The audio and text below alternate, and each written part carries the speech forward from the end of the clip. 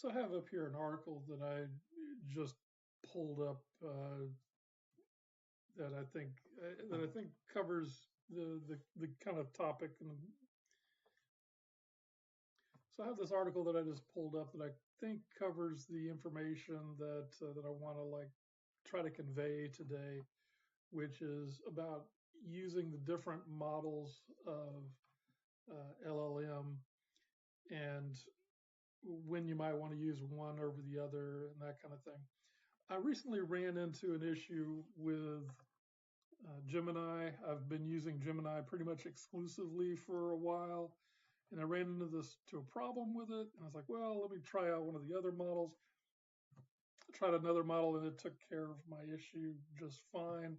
So I want to kind of show you how to pick which one you might want to use for different situations and how to not be locked into one particular model. Now, here's a useful chart in here that lists the major models. Now, note this article was written in May. It's kind of already out of date because now we have GPT-5 is out, so that's changed things a little bit. Not as much as you might think, but it has changed things a little bit. So here's the one that we get as agents, Google 2.5 Pro, okay? And it's great for research and long context tasks. So the context window has a 1 million token context window. So what the context window means is that's how much information it can hold in its brain at once and deal with.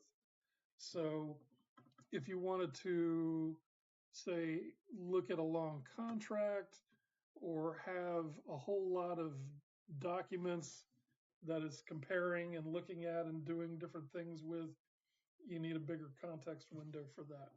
So for a long time, Google has shined in the context window arena. Now, OpenAI is great for general purpose coding and reasoning. GPT-5 has gotten even better at coding. So, that's pretty awesome. Anthropic's Claude, coding, factual content, and reasoning. Claude has been sort of the standard for coding for a long time. It's currently the king of coding. GPT-5 is supposedly maybe a little bit better. And then you have so Grok is great at math, visual reasoning. So really, one thing I want to stress is that for what we normally do with our AIs, it's not going to matter a whole lot. They all do basically what we want them to do. So it's pick one that you like or switch between them as much as you like. Now, I want to give a piece of advice about how I deal with them, because for a long time I've been using Gemini, and I've been creating gems, which is their term for custom AIs. You can have, like in ChatGPT, you can make a custom GPT, that kind of thing. So instead of doing that, what I've started doing is just keeping a library of my favorite prompts. And what I suggest is create your prompts in plain text or markdown language, and then keep them in something separate, and then that lets you just copy and paste them to whatever LLM that you're using at the time.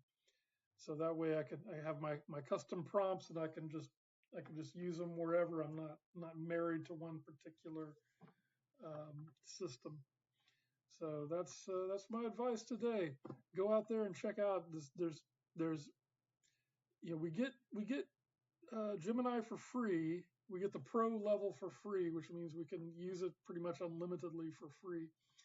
The other ones you can use for free too. They're just limits on how much you can use them every day, or maybe how fast they do things and that kind of thing. But you can use the latest stuff. You just you'll just hit a limit if you use it a whole lot, like on OpenAI or Anthropic. So but you hit the limit, just switch to another LLM and use it. If you don't want to use Gemini. So yeah, just remember plain text or markdown language.